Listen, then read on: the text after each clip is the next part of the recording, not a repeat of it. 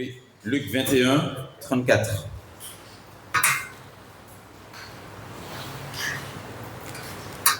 Donc c'est l'exhortation à veiller. Mais faites attention à vous-même, de peur que vos cœurs ne soient surchargés par le vertige et mal de tête causés en buvant du vin à l'excès ou l'ivrognerie et par les soucis de cette vie, et que ce jour-là ne vous surprenne subitement. Car il surprendra comme un piège tous ceux qui habitent sur la surface de toute la terre. Soyez sans sommeil. Soyez sans sommeil, donc priant en tout temps, afin que vous soyez jugés dignes d'échapper à toutes ces choses qui sont sur le point d'arriver et de vous tenir debout devant le Fils d'humain. Alléluia. En fait, c'est le verset 34. C'est vraiment pour nous encourager à la prière. Il est écrit, mais faites attention à vous-même. Mais faites attention à vous-même, de peur que vos cœurs ne soient surchargés. Déjà que les cœurs sont chargés, mais là ils sont surchargés. Par quoi? Par les soucis de cette vie. C'est ça qui m'a frappé, par les soucis de cette vie, et que ce jour-là ne vous surprenne subitement. Alléluia. Donc ça veut dire que l'un des signes qui annonce que le retour du Seigneur est proche, c'est que dans l'Église, au niveau des chrétiens particulièrement, l'un des signes, à part le péché, à part le diable, à part tout ça, les faux pasteurs, c'est que les cœurs des chrétiens seront surchargés par les soucis de cette vie. Donc comme le diable connaît mieux la parole que nous, donc il met le paquet, il attaque beaucoup, en nous surchargeant de soucis pour qu'on oublie le retour du Maître, qu'on oublie que le Seigneur revient, pour qu'on oublie qu'on doit se préparer. Et le Seigneur va dire, faites attention à vous-même. Et ça, vraiment, on doit veiller, on doit faire attention.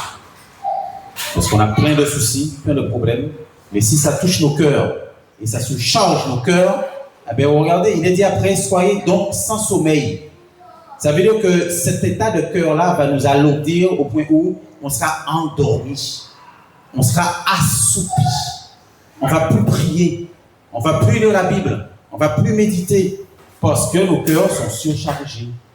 On aura du mal à louer, à chanter pour le Seigneur, dans notre chambre et dans l'assemblée. Alléluia. Et il va dire, soyez donc sans sommeil, priant en tout temps. Donc il y a une relation entre le verset 34 et le verset 35. Amen.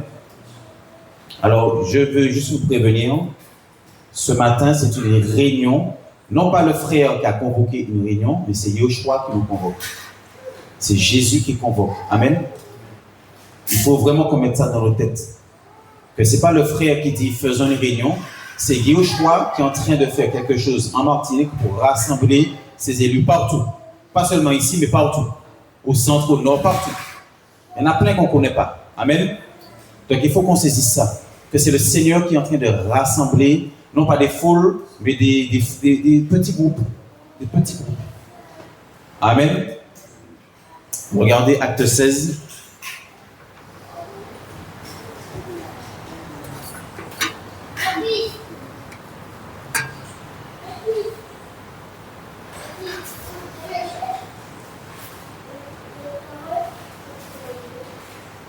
Alors, Acte chapitre 16.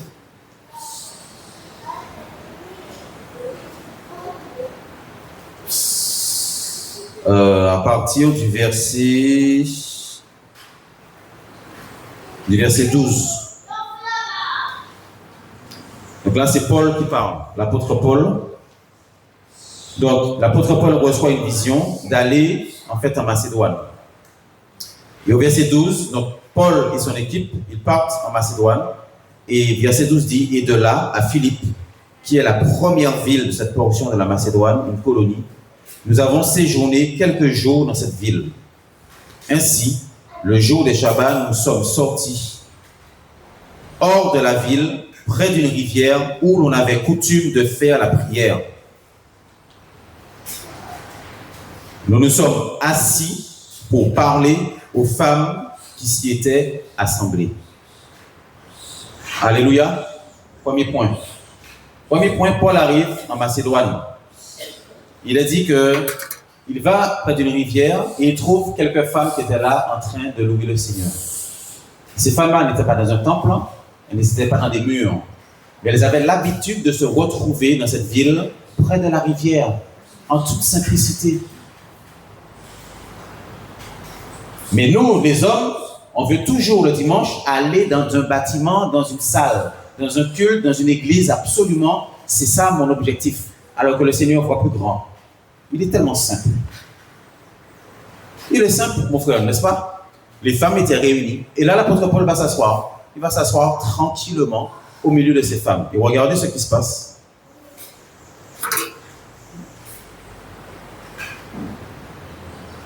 Verset 14. Et une certaine femme du nom de Lydia, marchande de pourpre de la ville de Thyatire, était une femme adoratrice d'Élohim. Adoratrice d'Élohim du Seigneur. Et elle nous écoutait. Et elle nous écoutait. Et, j'aime beaucoup ce mot, et le Seigneur a ouvert son cœur afin qu'elle soit attentive aux choses dont parlait Paulos. Alléluia. Voilà plusieurs femmes qui étaient réunies près de la rivière. Plusieurs femmes. Sauf que il y a une femme qui a attiré l'attention du Seigneur. C'était Lydia. Et oui. Parmi toutes ces femmes, il y avait une femme qui sortait du lot. Elle était adoratrice. Ça me frappe. Pourquoi la Bible ne dit pas toutes ces femmes étaient adoratrices? Il va parler d'une seule. Au milieu de ces femmes qui étaient adoratrices. Et pourtant, elles priaient. Ça doit nous choquer quand même. Elles avaient l'habitude de prier, mais elle parlait de Lydie seulement, de Lydia. Et comme elle écoutait ce que la parole disait, elle écoutait l'enseignement qui était donné, le Seigneur, voyant l'état du cœur de cette femme, il a spirituellement, dans l'invisible, surnaturellement, il a ouvert son cœur. Le Seigneur a ouvert, comme un chirurgien, il a ouvert son cœur pour qu'elle écoute encore plus l'enseignement. Ça doit nous choquer, nous faire réfléchir. Quel est l'état de ton cœur? Quel est l'état de mon cœur? Est-ce que je suis comme Lydie, comme Lydia, qui était adoratrice, mais le Seigneur ne s'est même pas arrêté là. Il a dit, je vais faire encore une œuvre, encore en toi, Lydie. Je vais l'ouvrir. Donc, quand on a parlé tout à l'heure, ma sœur, il y a peu d'ouvriers, on a déjà une réponse ici.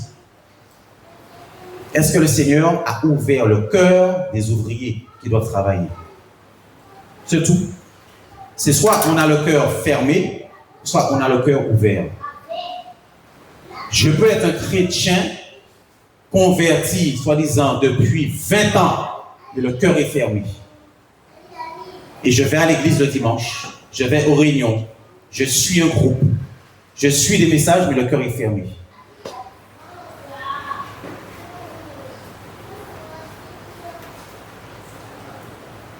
Ça fait une semaine que le Seigneur m'a mis un message dans le cœur. Je suis tourmenté. Tourmenté. J'attendais aujourd'hui pour tout donner, pour libérer, pour souffler un peu. Tellement, le Seigneur me montre des choses, il me parle, mais je dis, mais Seigneur, mais en fait, non, l'église là, l'église de cette fin des temps, c'est vraiment 2 ou 3. C'est 2 ou 3. Et je vais sauver maintenant mon âme, me protéger moi-même. Mentalement, je vais essayer de me sauver moi-même, me garder dans le Seigneur pour ne pas être surchargé. Amen. Tu souris. Donc là, on va faire un long voyage maintenant dans les Écritures. Et à la fin du message, on va pouvoir dire, Seigneur, finalement? Est-ce que je suis dedans, je suis dans la vérité ou je suis à côté de la vérité? Comme je parle avec Simon hier, on disait effectivement, je peux être sincère. Oui, je peux être sincère, mais ne pas me tenir dans la vérité. C'est deux choses différentes. Donc il y a beaucoup de sincérité, de chrétiens sincères, mais se tenir dans la vérité, ça c'est autre chose.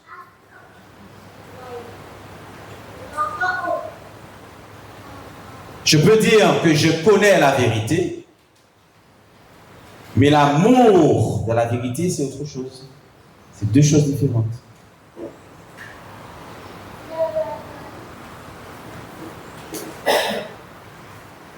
Ça va beaucoup bouger là, aujourd'hui, dans les cœurs. Amen. Sincérité, c'est pas vérité. Hein. Examinons nos cœurs. Waouh. Regardez Jean, chapitre 2. On va commencer le voyage. Jean, chapitre 2. Regardez ce que Jésus, le Maître, Yeshua, va dire. Jean, chapitre 2, verset 23.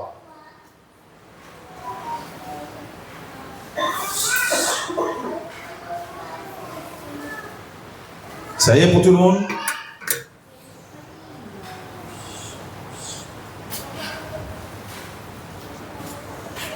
Alors, Jean chapitre 2, verset 23, il est dit, « Et comme il était à Yerushalayim, à la Pâque, pendant la fête, beaucoup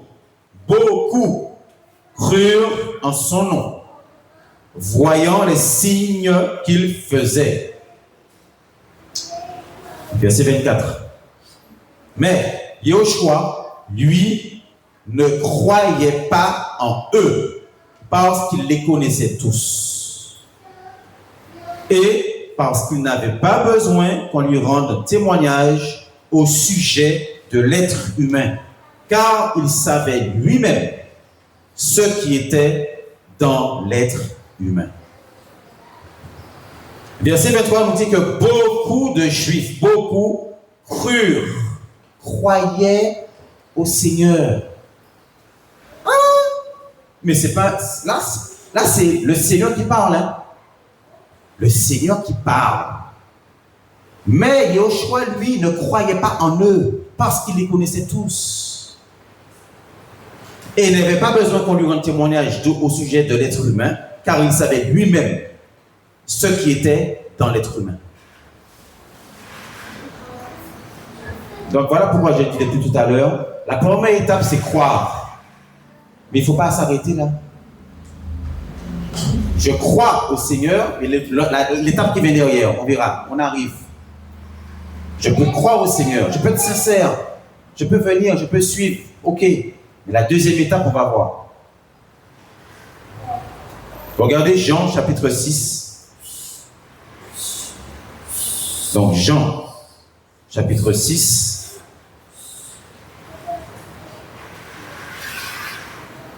On va prendre le verset 66. Même verset, on va prendre avant, 64.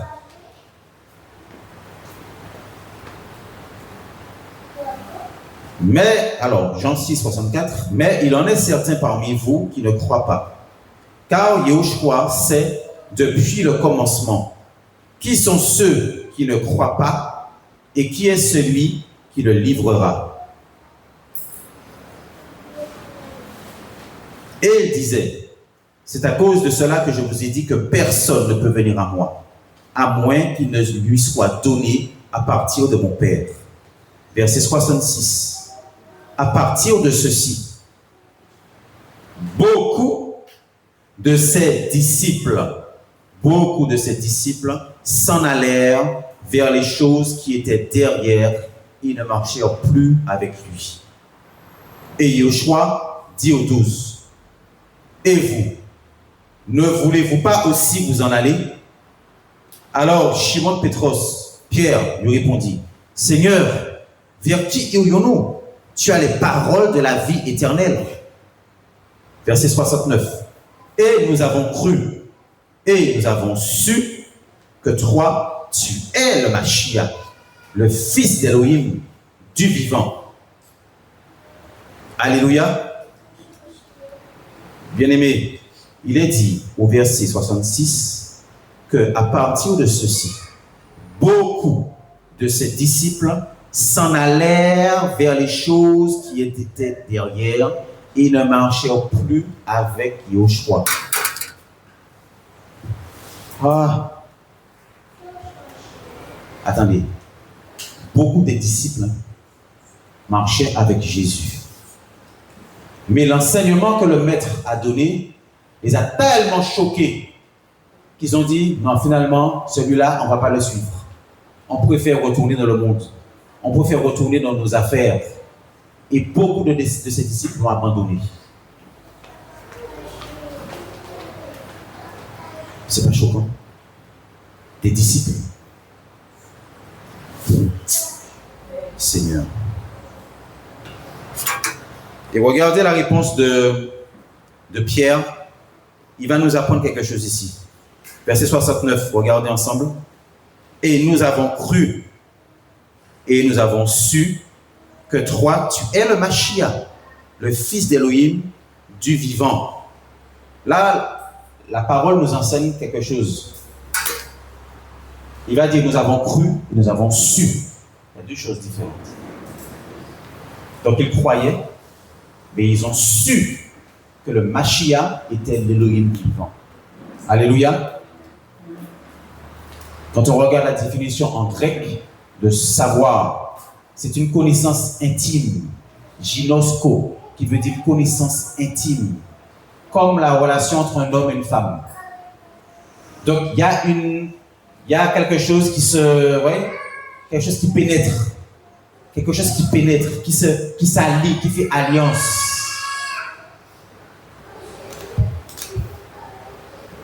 Donc on ne peut pas s'arrêter au fait seulement de savoir que Jésus est Seigneur, qu'il est mort sur la croix. Ok, mais la suite. Et on arrive. Regardez, Jean chapitre 19.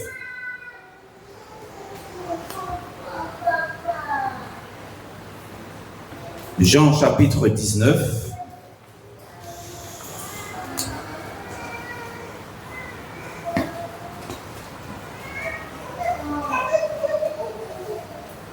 À partir du verset 23. On va vraiment beaucoup lire aujourd'hui. Alors Jean chapitre 19, verset 23. Alors les soldats, après avoir crucifié Yahushua, prirent ses vêtements et ils en firent 4 parts. Une part pour chaque soldat et la tunique. Or la tunique était sans couture, d'un seul tissu depuis le haut jusqu'en bas. Alors ils se dirent entre eux, ne la déchirons pas, mais jetons-la au sort, à qui elle sera, afin que l'écriture fût accomplie. Ils se sont partagés mes vêtements, ils ont jeté le sort sur mon habit. Alors les soldats firent en effet ces choses. Regardez le verset 25. Or, près de la croix de Yahushua, se tenait sa mère, la sœur de sa mère, Myriam, la femme de Clopas, et Myriam, la Magdeleine. Verset 26. Alors, Yahushua, voyant sa mère, et auprès d'elle, alléluia, auprès d'elle, le disciple qu'il aimait, que Jésus aimait, il dit à sa mère, femme, voilà ton fils. Ensuite, il dit au disciple, voici ta mère. Et dès cette heure-là, le disciple l'a pris chez lui. Bon, une question pour nous. Verset 25, il est dit que près de la croix, il se trouvait qui? On peut regarder ensemble? Près de la croix. se trouvait qui? Question pour vous. Samuel. Oui, qui d'autre? Myriam, Marie-Myriam, Magdalène. Ok. 2. Fanny. Ok. Combien de personnes, on va dire? Allez, on va compter. Qu'est-ce qui peut me donner la réponse, s'il vous plaît? Essayez de participer. 5. Ok, donc il y avait 4 femmes, on est d'accord? Et puis qui est-ce? Non, tu as dit 4 femmes. Il y avait Marie, Myriam, et puis qui d'autre? Il y avait un homme. Jean.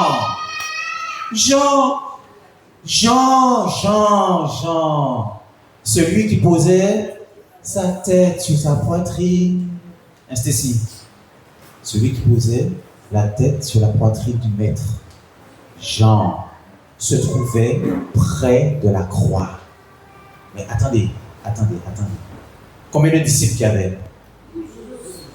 12. 12 disciples. Mais on retrouve près de la croix un disciple. Et en plus, celui qui aimait la profondeur, qui aimait le maître profondément, qui avait sa tête, qui aimait sentir l'odeur de Yeshua, qui aimait rester à ses pieds. Les disciples savaient qui était Jean. Mais il y avait un disciple près de la croix, un seul. Les 11, la question, où était-il? Ma soeur Hélène, tu vois tellement de réponses. Nous aurons des réponses sur l'œuvre ici. Un disciple. Je vais plus loin. En Luc chapitre 10, il est dit que le Seigneur désigna lui-même 70 disciples. Et il leur dit, allez dans les villes. Là où moi je dois aller, allez avant moi, devancez-moi. Question. La sœur Suzette, question. Où étaient les 70 disciples?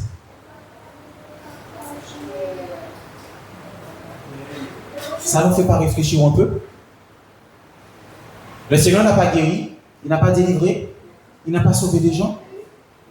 Où était-il? Où était-il? Mais le chrétien qui aime Yeshua, il va rester près de la croix. Il va s'attacher à la croix. Il va suivre le maître partout où il va.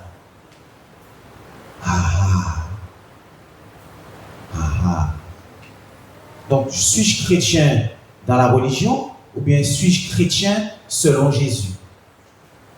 Question.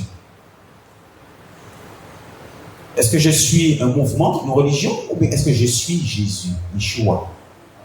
Plusieurs des disciples ont fait marche arrière.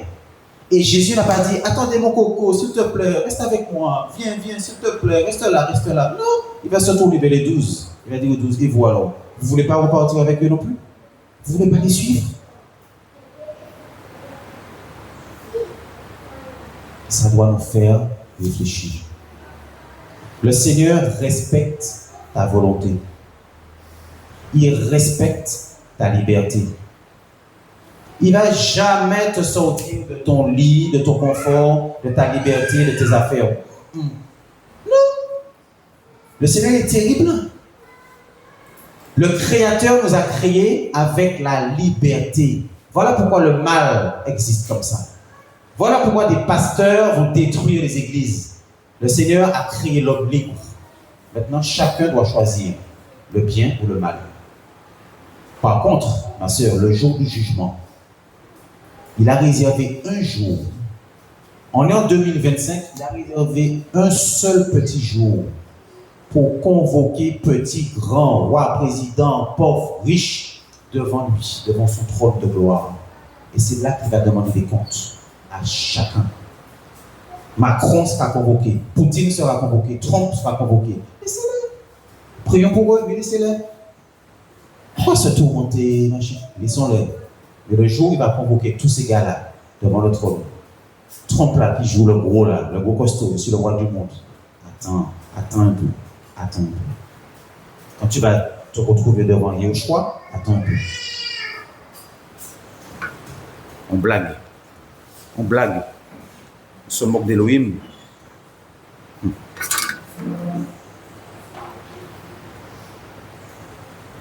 Regardez Jean chapitre 3.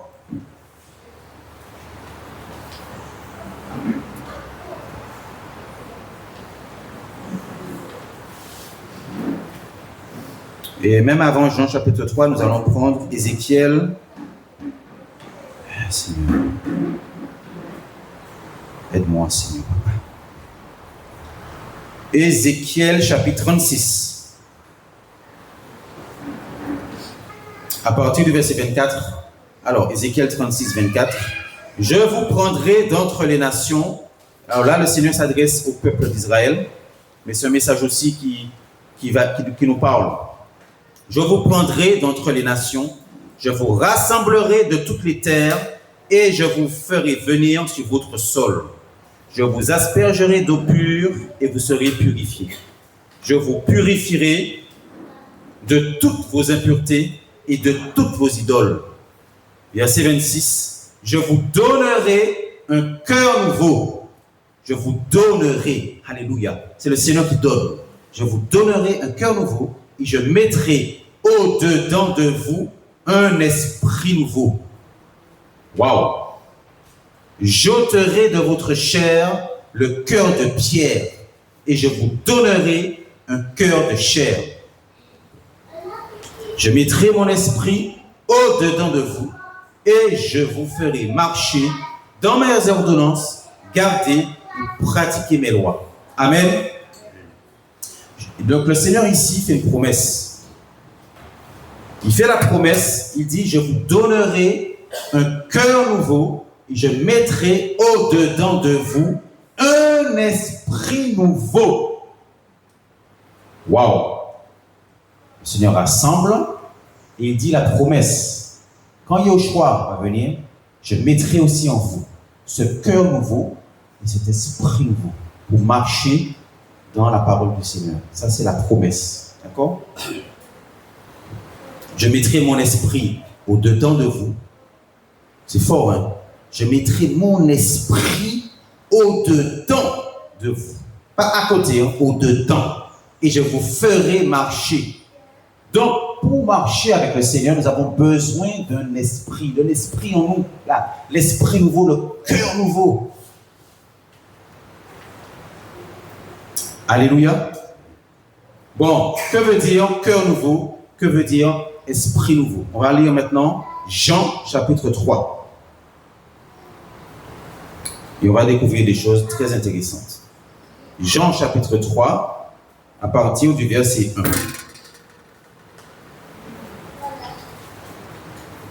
Donc ici, le Seigneur s'arrête et il donne un enseignement sur la naissance d'en haut. Mais il y avait, alors Jean chapitre 3, mais il y avait un homme issu des pharisiens du nom de Nicodémos, un des chefs des Juifs. Donc Nicodémos était un chef, ok? Un chef spirituel parmi les Juifs, d'accord? Ça c'est Nicodémos. Celui-ci vint de nuit vers Yahushua et lui dit, Rabbi, nous savons que tu es un docteur venu d'Élohim, car personne ne peut produire les signes que toi, tu produis, à moins qu'Élohim ne soit avec lui. Pause. Nicodémos, qui était un chef spirituel, il va s'adresser au Seigneur. Il va dire au Seigneur, nous savons, nous les Juifs là, nous les conducteurs, on le sait que tu es un docteur. Tu fais des signes que personne ne peut faire. On le sait. On va regarder la suite. Qu'est-ce que Jésus dit?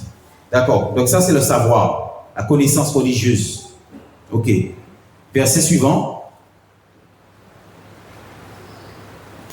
Verset 3. Yahushua répondit et lui dit, Amen, Amen, je te le dis, à moins que quelqu'un ne soit engendré d'en haut, il ne peut voir le royaume d'Élohim.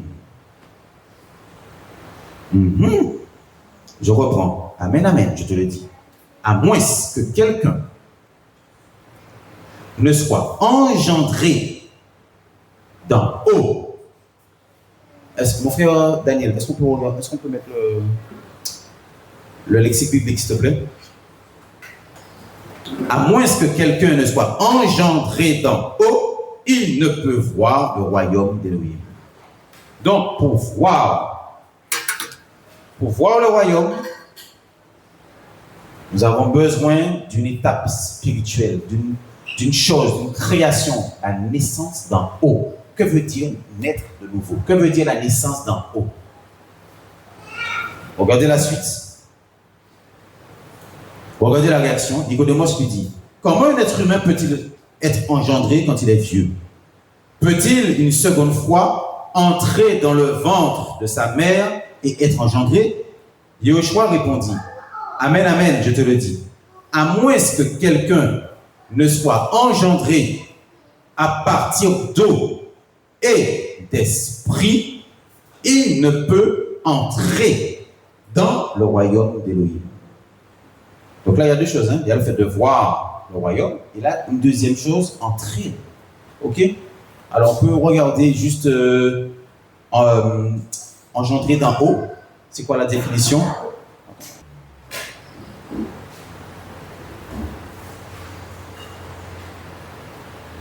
Donc, né d'en haut veut dire d'en haut, depuis le haut, depuis longtemps, origine ou encore.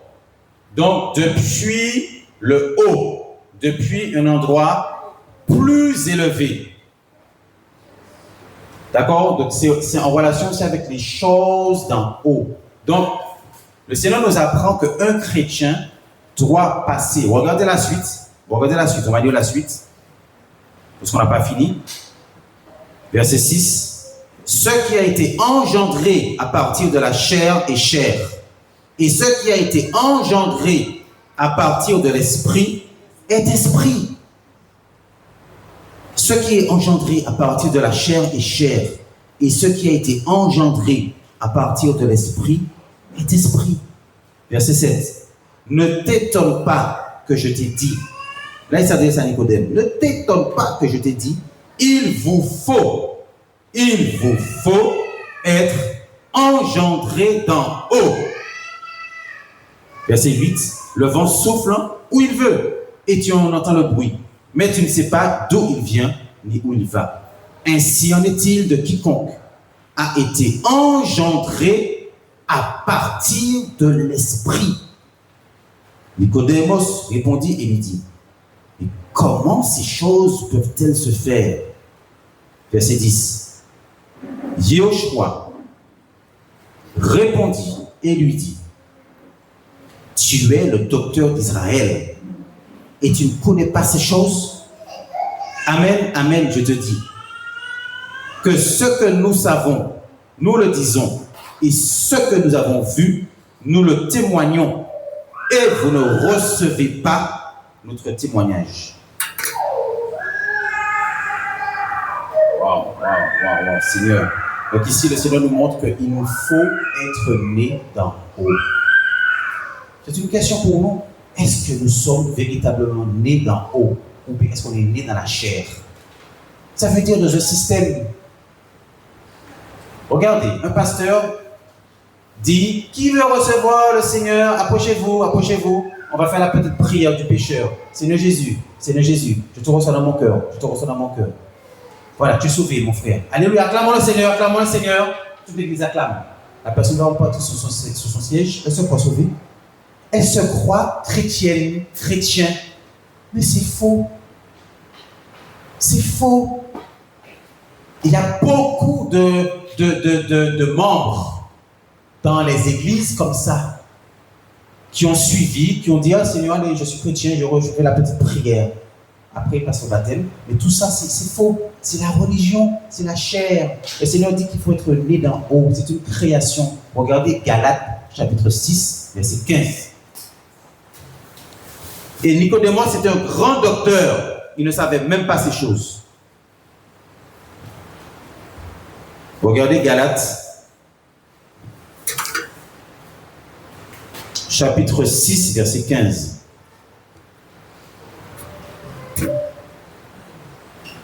Car en Mashiach Yahushua, ce n'est ni la circoncision, ni l'incirconcision qui peuvent quelque chose, mais la nouvelle création. Mais la nouvelle création. Question. C'est quoi la nouvelle création? C'est quoi la nouvelle création? C'est quoi? C'est quand on décide de faire le Seigneur. Oui. Une nouvelle personne, une nouvelle créature. On est une nouvelle créature. D'accord. Deuxième question. Et la nouvelle créature, c'est quoi? Spirituellement, selon la parole, c'est quoi la nouvelle créature? Par exemple, toi là, ma soeur, tu es une créature. Mais tu me dis que c'est la nouvelle créature. C'est quoi? D'accord, on fait les choix, ok. C'est bon? Pour l'instant. Qu'est-ce que tu veux dire? On tourne le dos à la vie qu'on aurait et regarder à Jésus, en fait, à sa parole, à ce qu'il nous demande, comment marcher selon les commandements, le commandement. Ok. Tu peux prendre 1 Pierre 1. On va prendre 1 Pierre 1. Ok. 1 Pierre chapitre 1.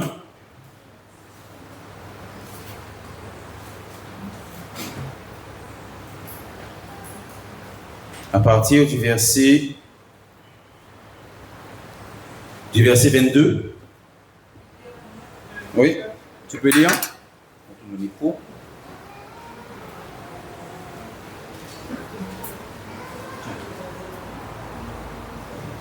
Pierre 1, à partir du verset 22. Ayant purifié vos âmes par l'obéissance à la vérité, par le moyen de l'esprit, pour un amour fraternel sincère. Aimez-vous ardemment les uns les autres d'un cœur pur, étant nés de nouveau, non d'une semence corruptible, mais d'une incorruptible, par le moyen de la parole vivante d'Élohim qui demeure pour l'éternité. Verset 23. Étant né de nouveau, non à partir d'une semence corruptible, mais incorruptible, par le moyen de la parole vivante d'Élohim et qui demeure pour l'éternité. Waouh!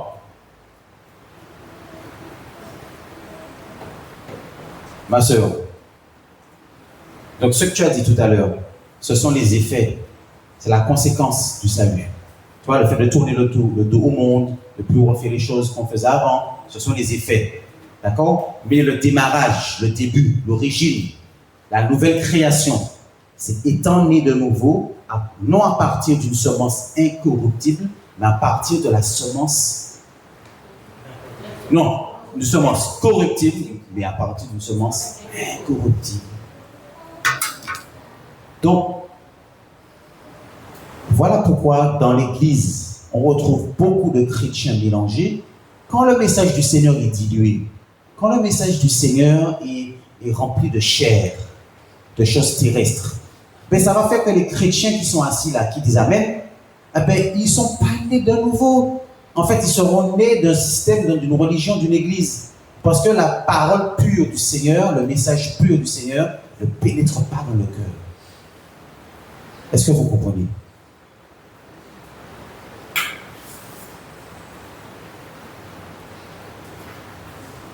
Donc, il est dit que ce n'est ni la circoncision, ni l'incirconcision, mais la nouvelle création. La nouvelle création, c'est le Seigneur qui vous recrée. Il va créer en moi un esprit nouveau. Il crée en moi un cœur nouveau. Il retire le cœur de pierre, le cœur dur, qui résiste, qui résonne. Il va me donner un cœur nouveau, un esprit nouveau. Et c'est là que je réalise que ma vie, maintenant, je suis attiré par les choses d'en haut. Est-ce que vous comprenez? Donc, beaucoup de pasteurs ne sont pas nés d'en haut. C'est grave. C'est grave. Un pasteur qui va attirer, qui va donner des messages sur la terre, hein, la réussite, tout ça, l'argent, tout ça, ceci, pour la terre, il n'est pas né d'en haut. Et il est en train de fabriquer des chrétiens qui sont nés dans la chair. Et le Seigneur m'a dit une fois, avant l'enlèvement de l'Église, je veux rassembler mon peuple, mais ceux qui sont nés de nouveau, nés d'en haut, nés d'en haut. Il y a beaucoup de Nicodémos qui prêchent la parole. Beaucoup. Dans les églises. Beaucoup. La parole chez nous, hein, Martinique là. Beaucoup. Donc, la nouvelle création, c'est le nouvel homme, l'être intérieur. Regardez 2 Corinthiens, chapitre 4, verset 16. 2 Corinthiens 4, 16. Je vous ai dit qu'on va faire un long voyage. 2 Corinthiens 4, verset 16.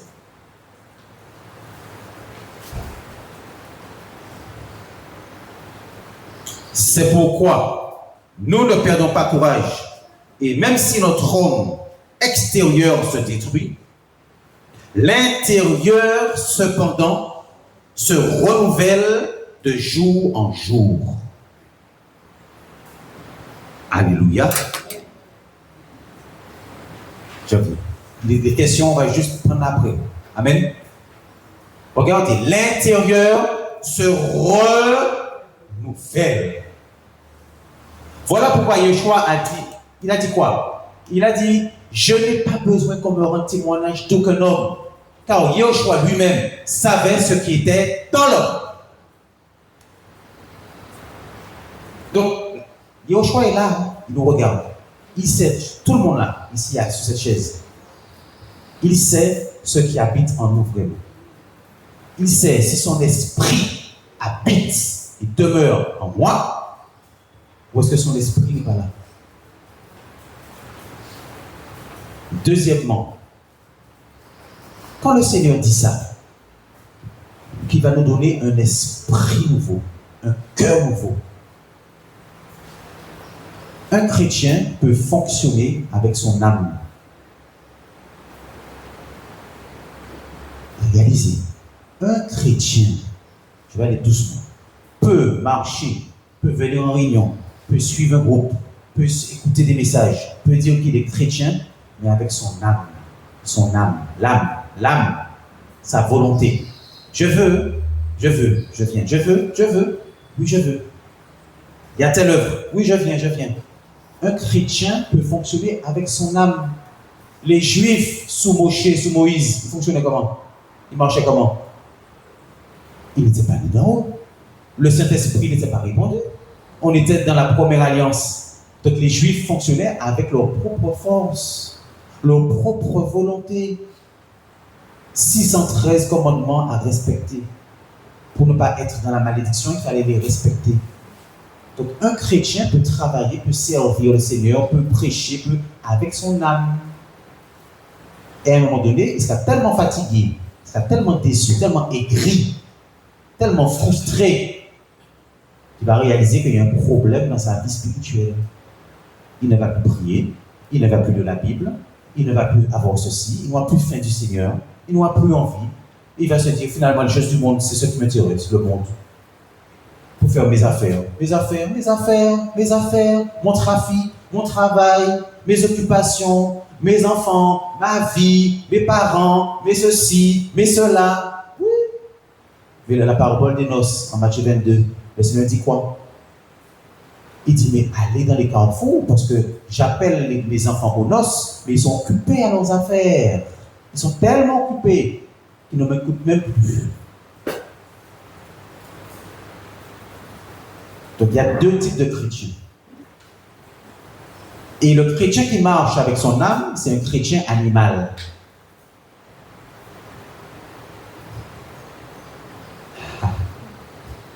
C'est un chrétien animal. Celui qui a l'esprit nouveau, qui a le cœur nouveau, qui est né d'en haut, ça c'est un chrétien spirituel. Voilà pourquoi on retrouve autant la jalousie dans les églises, l'hypocrisie, la méchanceté. On est capable de se réunir avec un cœur divisé, un cœur qui n'aime pas mon frère, un cœur qui critique, qui murmure. Voilà pourquoi l'état de l'église en Martinique est comme ça.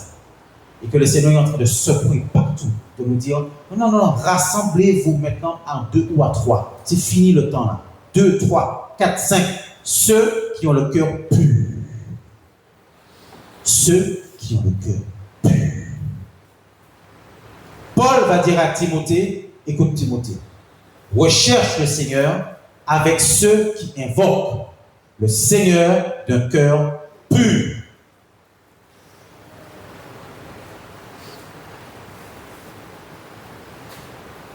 Donc, un chrétien qui est né d'en haut, il va faire passer les intérêts du Maître, les intérêts du Seigneur, les intérêts de l'Évangile avant sa propre vie. Clair et net. Un chrétien qui est né d'en haut, il va mettre la priorité sur le Maître, sur sa parole, sur les choses du royaume, sur ce qui brûle dans le cœur du Seigneur. Sa propre vie, il met à côté. Ah oui.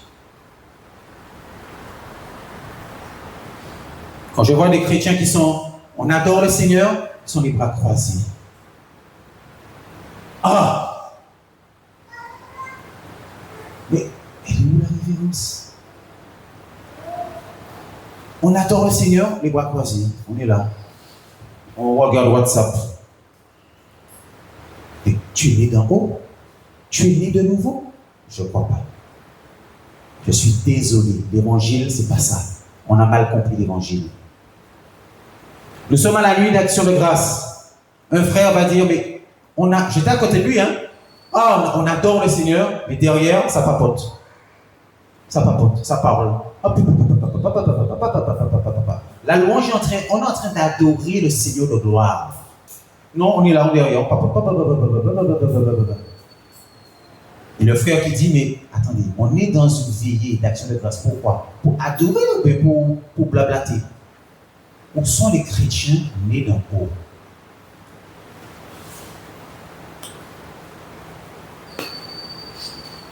Ah, je vous dis sincèrement, il faut qu'on revoie l'évangile. Est-ce qu'on a compris l'évangile? Est-ce qu'on a compris l'évangile?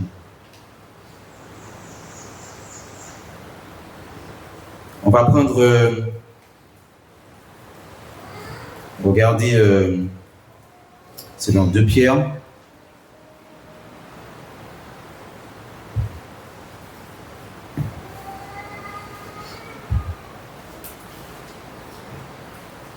Il faut que je retrouve ce passage.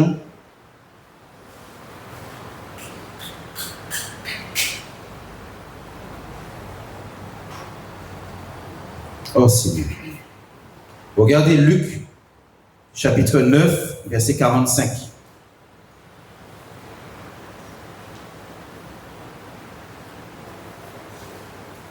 Mais il ne comprit pas cette parole, elle était voilée pour eux, afin qu'ils n'en aient pas le sens, et qu'ils craignent de révéler à Ok.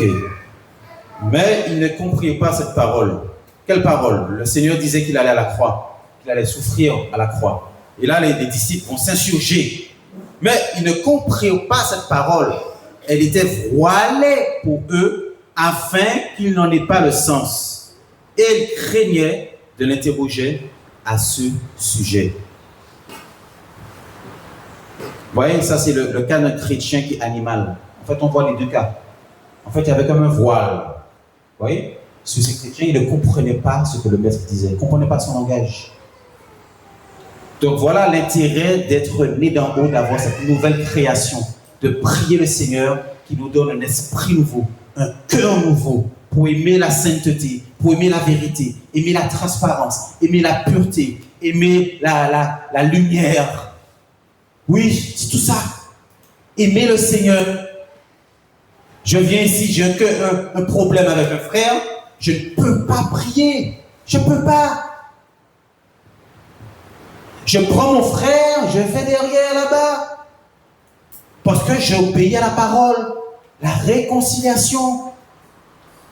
Comment je peux rester assis à adorer le Seigneur, mais mon cœur n'aime pas mon frère? Je le prends, je vais là-bas. Frère, pardonne-moi. J'ai des mauvaises pensées. Parce que tu as fait ça, ou bien qu'il y a eu un événement. Vraiment, il faut qu'on se demande pardon parce que je crains le Seigneur. Je ne peux pas prier dans cet état-là.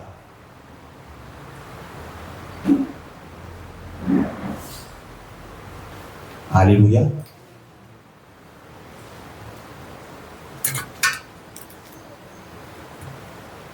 Luc 24, 45.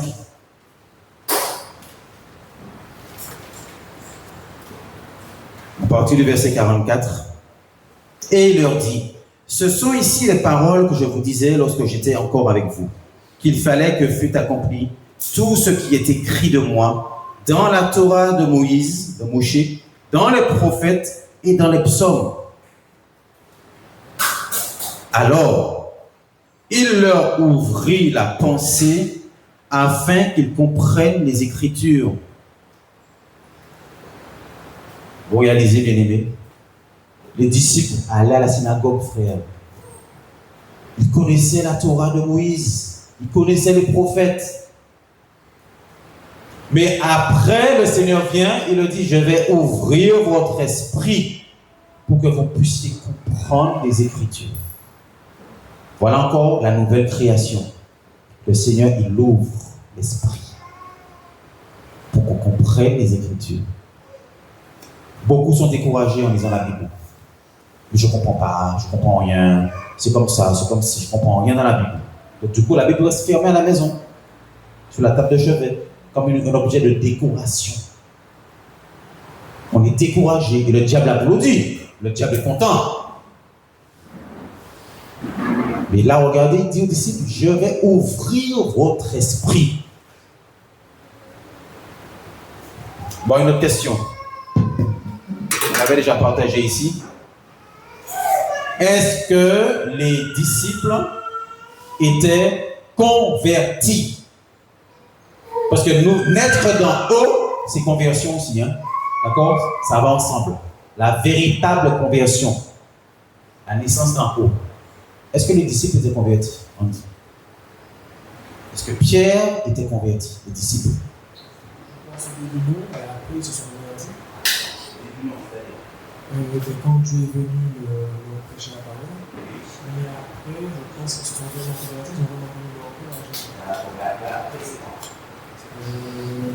Quand il est monté au ciel, il a répandu l'esprit sur eux. À ce moment-là, ils se sont vraiment convertis. Amen. Amen. Ok, mais dis-moi, les disciples, ils les envoient en mission, non? Oui? Oui, évangéliser, guérir les malades. Ils allaient en mission, ils venaient avant d'être convertis. Ah! Là, vraiment, le Seigneur leur a montré en quelque sorte des choses comme lui le voyait en fait. Ok.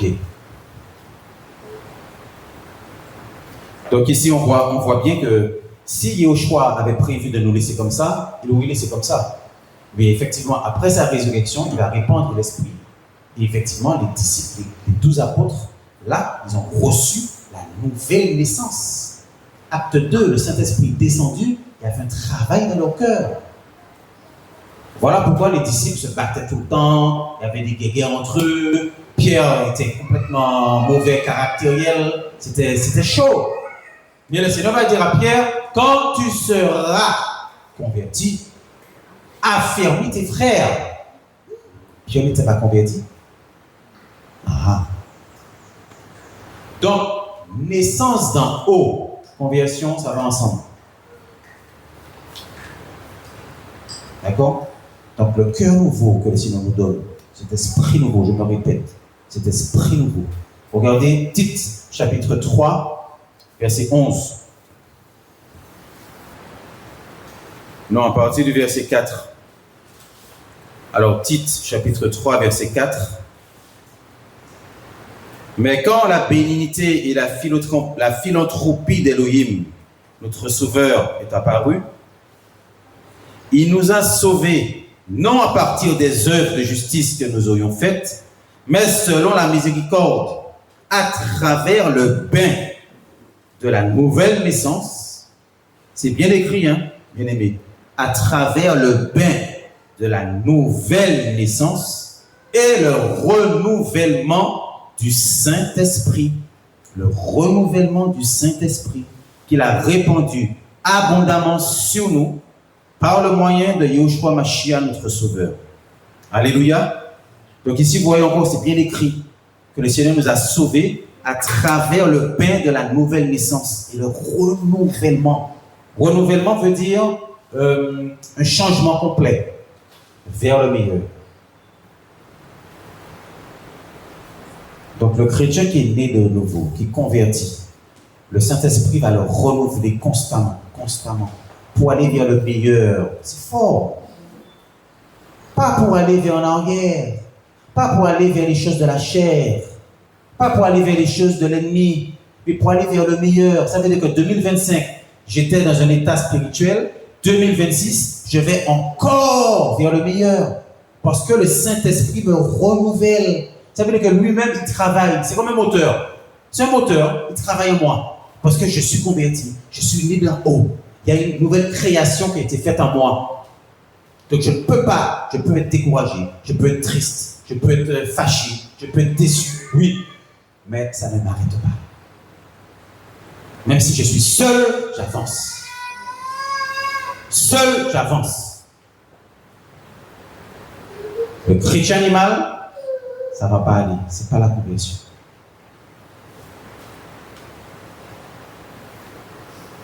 On dit, j'avais une question? C'est bon? Ok.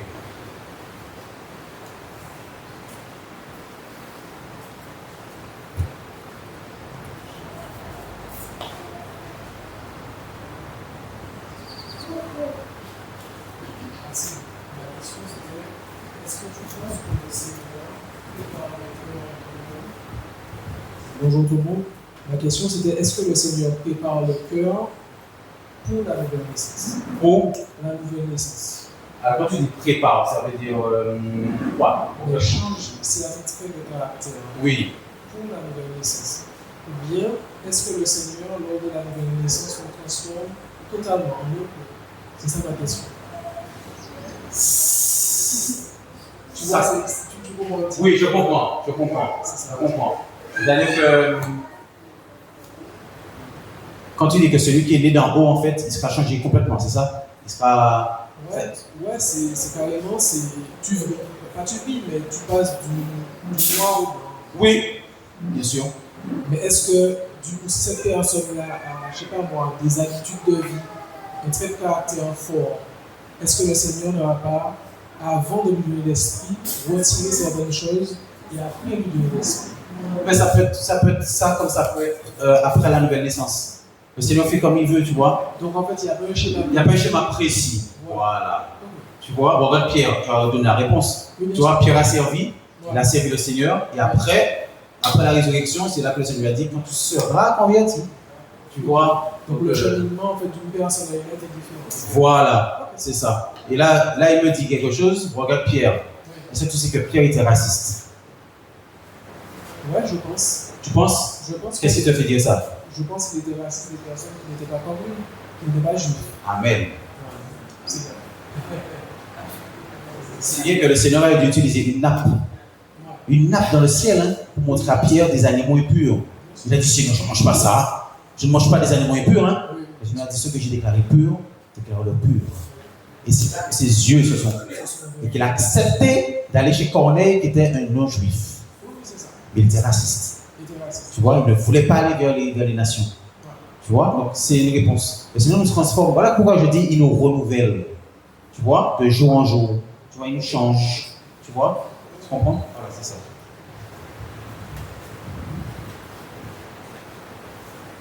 Audrey, oui, vas-y. Ah, d'accord. Une question? Donc, la question que je nous pose, et qu'on peut se poser chacun, est-ce que, je suis vraiment converti? Ou est-ce que je suis encore dans une démarche où je suis en train de... Est-ce que je suis né d'en haut? Parce qu'il a dit, le Seigneur a dit, il faut, c'est pas une option, non? Il faut. Est-ce que je suis né d'en haut? Ou est-ce que je suis né dans une église, dans un système? Je suis des frères et sœurs, je suis là, et finalement, bon, je sais que ça va pas. Ma vie spirituelle elle n'est pas là. Non, je suis honnête avec moi-même. Donc, ce sont les deux questions qu'on devrait se poser. Ok? Et on va prendre juste pour finir, c'est le passage, c'est 1 Corinthiens chapitre 2.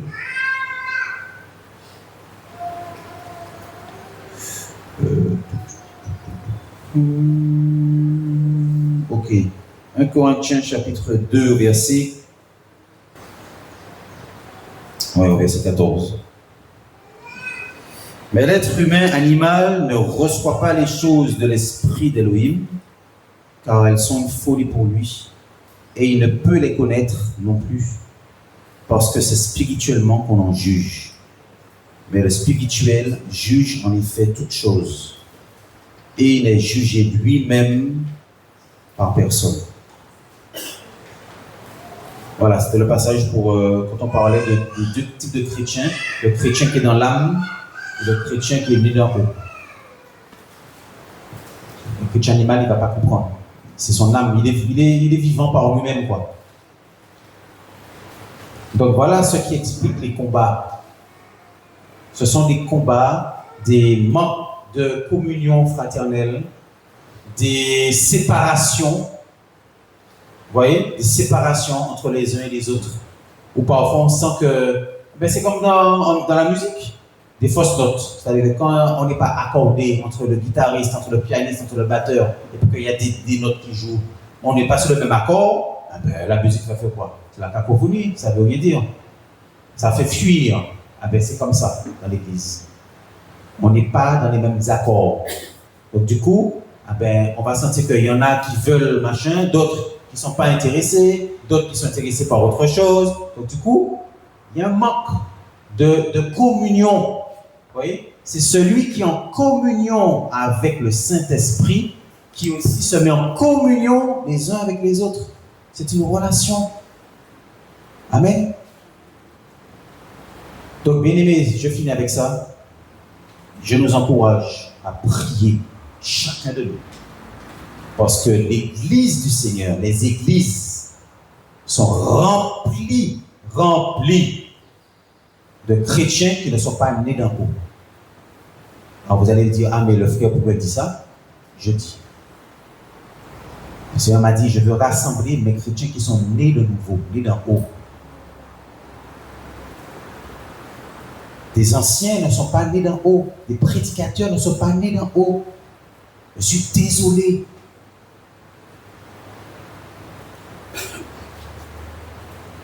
Un chrétien qui regarde Martin première, lundi gras, mardi gras, il dit, les enfants, venez, allons voir le char, venez voir le défilé. Il est là. Et après, le chrétien qui va convoquer une réunion de prière, il va venir à la réunion, il est là, il est bien chargé, et puis moi, je me bats pour la prière, je me bats pour qu'on soit dans la sainteté, je prêche, je me saigne, on est là, on est dans le monde, on est là. Alléluia, alléluia, alléluia.